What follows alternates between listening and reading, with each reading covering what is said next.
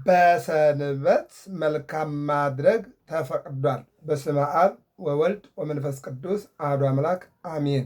ክርስቶስ ተንሥአ እሙታን በዐቢይ ኃይል ወሥልጣን አሰሮ ለሰይጣን አግዓዞ ለአዳም ሰላም እምይእዜሰ ኮነ ፍስሐ ወሰላም። ክርስቶስ በታላቅ ኃይልና ስልጣን ከሙታን መካከል ተለይቶ ተነስቷል።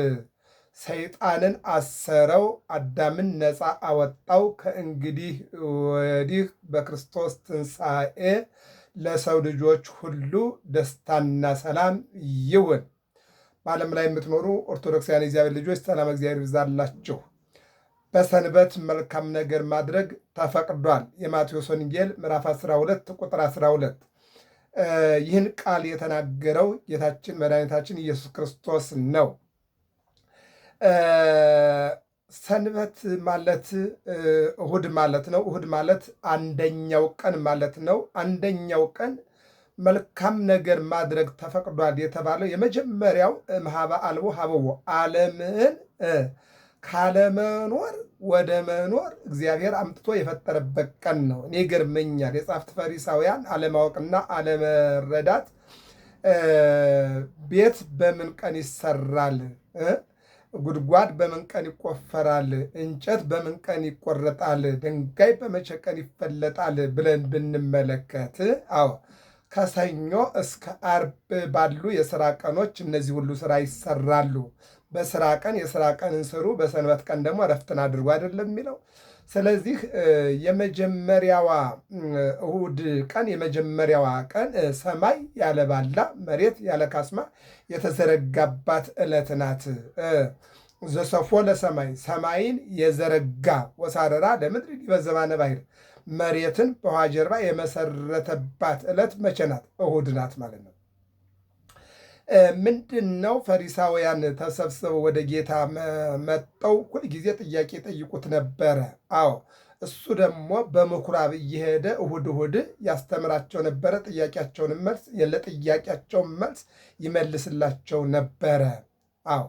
እዚህ ላይ የመጣው እጁ የሰለለች አንድ ሰው ነበረ። ወደ ምኩራብ ሲገባ ዛሬ ደግሞ ምን ሊያደርግ ነው ብለው ይጠባበቁት ነበረ። ሲጠባበቁት በሰንበት እነሆ ለምጻም መፈወስ ይቻላል እንዴ ብለው ጥያቄ ጠይቀውታል። እሱ የመለሰው መልስ ምንድን ነበረ? በሰንበት መልካም ነገር ማድረግ ተፈቅዷል አለ። መልካም ነገር ማድረግ ተፈቅዷል አለ። ለምሳሌ እስኪ ሰንበት የሚለውን ነገር እንመልከት። እግዚአብሔር ከእሑድ ጀምሮ እስከ ዓርብ 22 ስነ ፍጥረት ፈጠረ።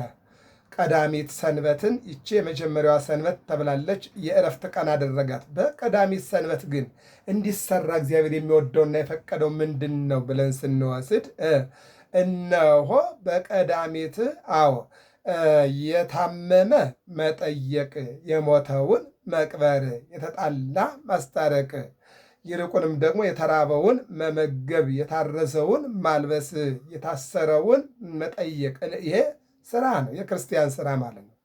አይሁድ ግን እግራቸውን ዘርግተው ቤታቸውን ዘግተው ይውሉ ነበርና ይህን ሊያፈርስባቸው በሰንበት ቀን ወደ ምኩራብ እየሄደ እግዚአብሔር ስራውን ይሰራ ነበረ። ምንድን ነበር የሚሰራው? እዚህ ላይ ባየነው እጁ የሰለለ የደረቀች እጅ የያዘ የሰው ልጅ መፍትሄ ሊሰጠው ያልቻለ ሊያድነው ያልቻለ ነበረ ይለና በዚህ በማርቆስ ወንጌል ምዕራፍ 1 ቁጥር 28 ላይም እናየዋለን፣ እንመለከተዋለን። በእንዲህ አይነት መልኩ ከእናቱ ማህፀን ጀምሮ ማለት ነው እነሆ በሽተኛ ሆኖ የተወለደ ሰው ነበረ። በለምጽ የተያዘ ለምጽ የመታው ነፃ አንጻኝ ብትወድስ ብሎ እግዚአብሔርን ሲጠይቀው መንጻትህን እወዳለሁ ንጻ፣ ነገር ግን ይትንግር ለማንም እንዳትናገር ብሎ እነሆ ሲፈውሰውና ነፃ ሲያደርገው እናያለን። ቀኑ ማን ነው? እሁድ ነው ማለት ነው። በሌላ መልኩ ዮሐንስ ወንጌል ምዕራፍ 5 ከቁጥር 6 ጀምሮ መጻጉዕ የሚባል 38 ዓመት ሙሉ በአልጋ ላይ ተኝቶ ይኖር የነበረ ሰው ነው። መዝሙር 40 በቅንፍ 41 ቁጥር 2 ጀምሮ ስንመለከት ብፁዕ ዘይዴቡ ላዕለ ነዳይ ወምስኪን እምዕለት እኪት ያድኅኖ እግዚአብሔር ያዕቆብ አየሁ እያበጽሖ ዲበ ምድር ወይመይጥ ሎቱ ኩሎ ምስካቤሁ እምደዌሁ። አዎ ምንድን ነው? እግዚአብሔር ይረድኦ ውስተ አራተ ሕማሙ ወይመይጥ ሎቱ ኩሎ ምስካቤሁ እምደዌሁ ነው። እነሆ እግዚአብሔር ይረድኦ ውስተ አራተ ሕማሙ፣ ባልጋ ላይ በሕመም ያለውን ማን ይረዳዋል? እግዚአብሔር ይረዳዋል። አዎ ባልጋ ላይ በሕመም ያለውን እግዚአብሔር ይረዳዋል። አንሶላውን ይቀይርለታል። ከአንዱ ጎኑ ወደ አንዱ ጎኑ ያዘዋውረዋል። እና ምን ይለናል? ይህ መጻጉዕ እነሆ አልጋ ተጣብቆ 38 ዓመት ሙሉ የኖረ ሰው ነው። ለመዳን በዛን ጊዜ 3 ነገሮች ያስፈልጋሉ። አንደኛ ታሞ በራሱ አቅምና ኃይል ቅዳሜ ነው የፈውስ ቀን ሩጦ ገብቶ ጸበል ከተጸበለ ከበሽታው ካለበት በሽታ ነፃ ይወጣ ነበረ።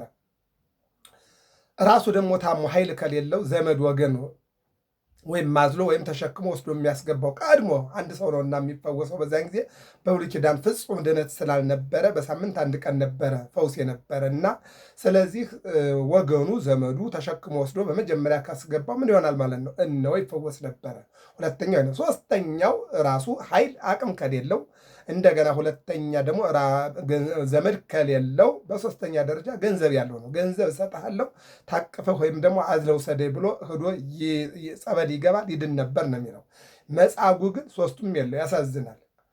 አቅምም የለው፣ በራሱ ኃይል ሩጦ ሄዶ መግባት አይችልም፣ ሌሎች ይቀድሙታል። ሁለተኛ ዘመድም የለው፣ ምን እናድርግልህ ወዴት እንውሰድህ ብሎ የሚጠይቀው ዘመድም የለው። ሶስተኛ ሀብትም ንብረትም የለው። ይህ ሰው ከእግዚአብሔር በስተቀር ሊደርስለትና ሊያድነው የሚችል ማንም የለም።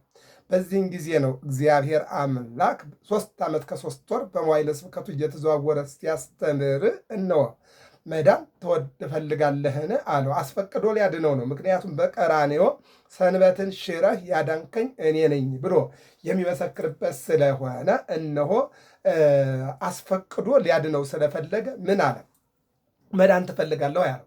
መዳንማ እፈልጋለሁ ግን ምን የለኝም ማለት ሰው የለኝም ማለት ምን የለኝም ሰው የለኝም። ዛሬም በየጸበሉ ወድቀው ሰው የለኝም የሚሉ ዛሬም በተለያየ መልኩ በየሆስፒታሉ እንበል በየመንገዱ እንበል በሁሉም ቦታ ላይ ወድቀው መዳን የሚፈልጉ ብዙ ወገኖች አሉ። ብትጠይቋቸው ግን ወይ ገንዘብ የለኝም ወይ ሰው የለኝም እንደዚህ ነው የሚሉ፣ ብቸኛ ነኝ ነው የሚሉ። አሁን ምን አለ? ሰው የለኝም አለው። እሱ ግን ምን አለው? እነሆ ሰዎችን ሰው ያደረገ አምላክ ፊት ላይ ቆሟልና፣ ስለዚህ እነሆ መዳን ትፈልጋለህ ወይ ነው ያልኩህ አለው። እፈልጋለሁ አለው። ተንስ ንሳ አራተከ ነሳ አራቶ አይቶ ቤቶ፣ ተነሳ አልጋህን ተሸክመ ወደ ቤት ግባ አለው። ቃል ብቻ ሲናገር አልጋውን ተሸክሞ ወደ ቤቱ ገባ። ማነው? ቀኑ ሰንበት ነው። ሰንበት ተሻረ ብለው አሉ።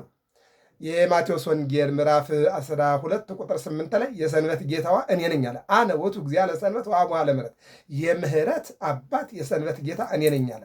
ምክንያቱም ሰንበትን ያመጣኋትም ሰንበትን የማከብራትን ሰንበትን ማስከብራት እኔ ነኝ። አዎ ሰሪዋ ነው የሚያስከብራት።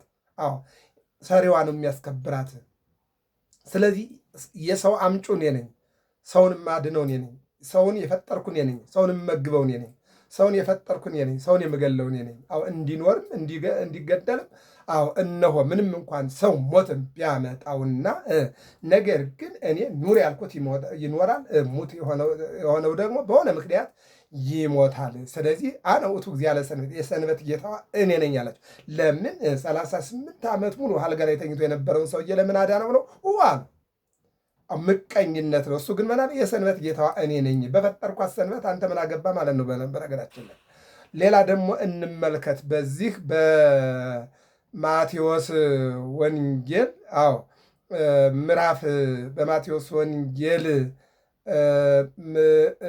በማቴዎስ ወንጌል ምዕራፍ 12 ቁጥር 1 ጀምሮ በዚያን ጊዜ ኢየሱስ በሰንበት በእርሻ መካከል ጉዞ ጀመረ ይላል። በዚያን ጊዜ ኢየሱስ በሰንበት በእርሻ መካከል መጓዝ ጀመረ ይላል። ሐዋርያት አብረውት ተጓዙ። አዎ ሲጓዙ ስንዴ ነበርና አሽቶ ነበረ። ከመይምሃው ሰዊተ ይላል። አዎ እሸቱን እያሹ ሊበሉ ፈልገውም አልቀሩ ጀመሩ። በዚህን ጊዜ ሰንበትን ሻሩ፣ እሸት እየቀጠፉ በሉ አሉና ከሰሱ። ዳዊት በተራበ ጊዜ ለካህናት የተዘጋጀውን ቢበላ ኃጢአት አልሆነበትም። እነዚህ አዎ እነሆ በአኮፋዳቸው፣ በሻንጣቸው፣ በቦርሳቸው ምንም የሌላቸው ተማሪዎች ናቸው። አዎ እሱ ዳዊት 7 ቀን በተራራ ከነሰራዊቱ ቆይቶ በንጽህና ጠብቆ አዎ መጥቶ የካህናቱን ምግብ እንዲበላ ኃጢአት ካልሆነበትና ከተፈቀደለት እነዚህ ምንም የማያውቁ አዎ ምንም የማያውቁ አዎ ንጹሐን ናቸው፣ ኃጢአት አይሆንባቸውም አለና መለሳቸው። ይህን ይነግራል። በነገራችን ላይ ሰዎች ምቀኞች ናቸው።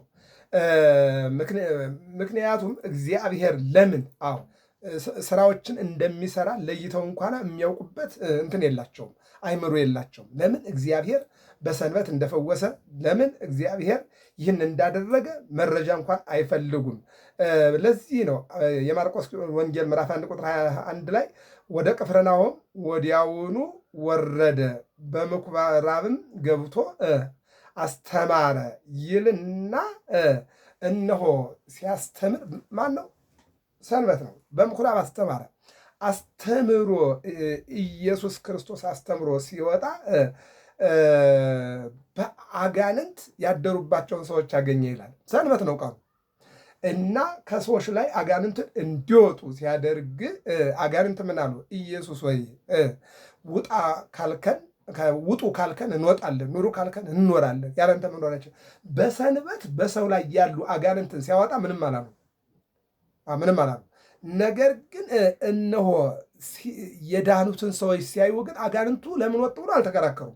ሰዎች ሲድኑ ሲያዩ ደግሞ ለምን ይደናሉ? በሰንበትን ሻርክ አጋንንትን ሲያወጣ ዝም፣ ሰዎች ድነው ሲጓዙ ደግሞ እነሆ ለምን በሰንበት ቀን ለምን ይፈውሳል እያሉ ይከራከሩ ነበር ማለት ነው።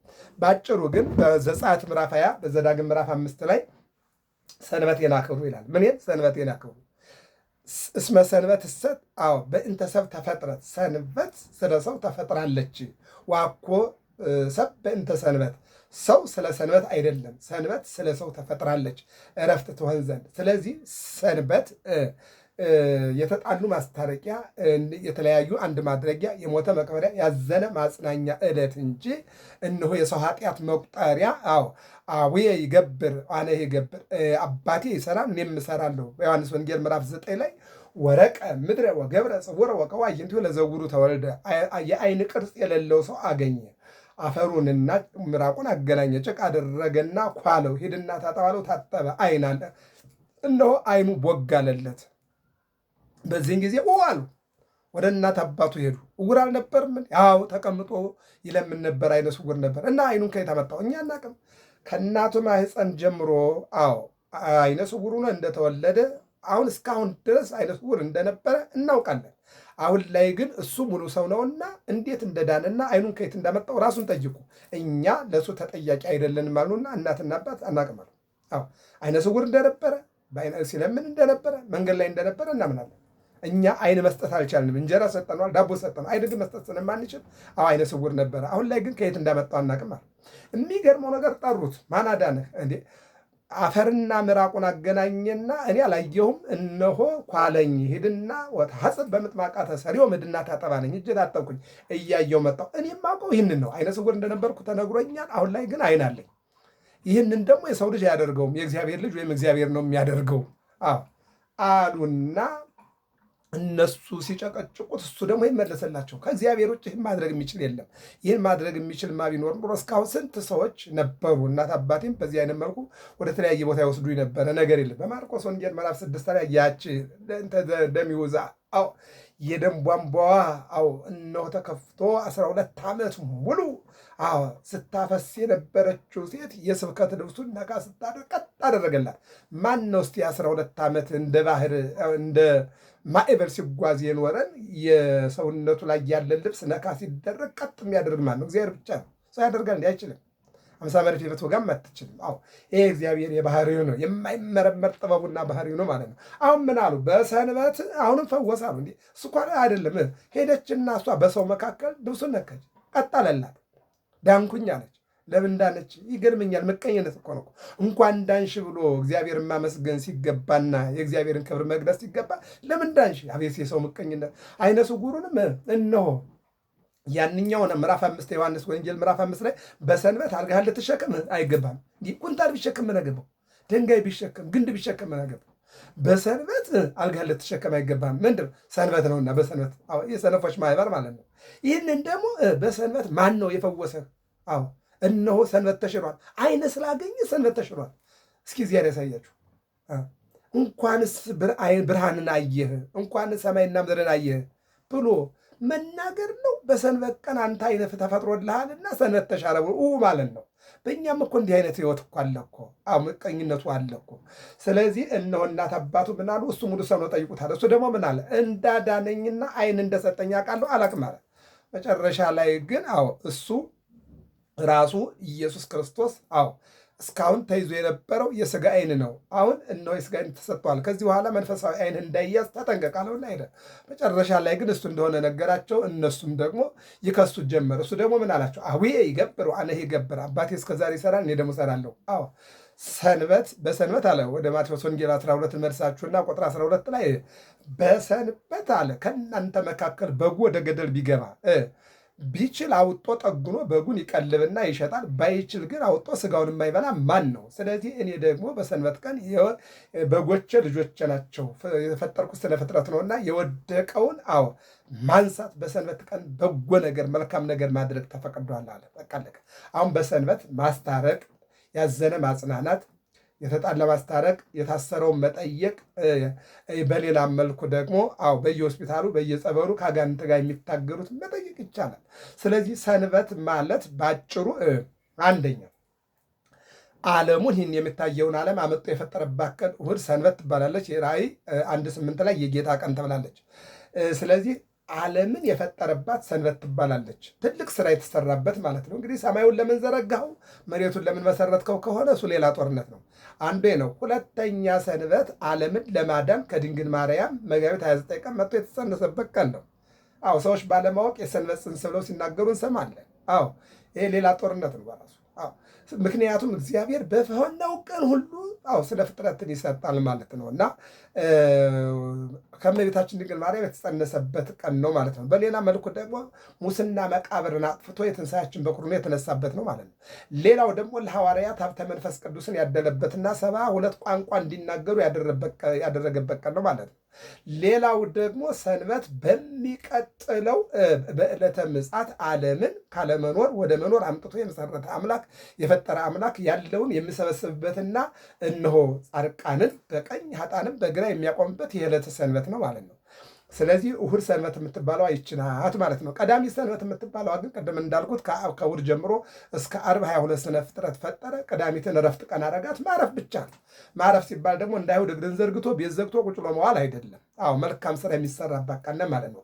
ስለዚህ በእሑድ ቀን ወደ ቤተ ክርስቲያን መሄድ፣ እንደገና ደግሞ ከዚያ መልስ የታመሙትን መጠየቅ፣ ከዚያ መልስ በየሆስፒታሉ በየጸበሉ ሄዶ መጠየቅ፣ ከዚያ መልስ የተጣሉትን ማስታረቅ፣ ከዚያ መልስ ለተራቡት ማብላት፣ በጎ ስራ የሚሰራበት በሰማይ ላለው ቤታችን ስራ የምንሰራባት ቀን ማለት ነው። የመጨረሻው ማቴዎስ ወንጌል ምዕራፍ 6 ላይ እንደምንመለከተው ዝግቡ ለክሙ መዝገበ ዘበሰማያት፣ እነሆ በሰማይ ባለው መዝገባችሁ ሰብስቡ የተባልነው በዚች በቀዳሚት ሰንበትና በእሑድ ሰንበት ስለሆነ የቀዳሚት ሰንበትና የእሑድ ሰንበትን አከባበር ለይተን ልናቅ ያስፈልጋል። ገብረ መስቀል ሚዲያ ነው። ሰብስክራይብ፣ ላይክ፣ ሸር አድርጉ። በሰንበት መልካም ነገር ማድረግ ተፈቅዷል። ወስብሐት ለእግዚአብሔር።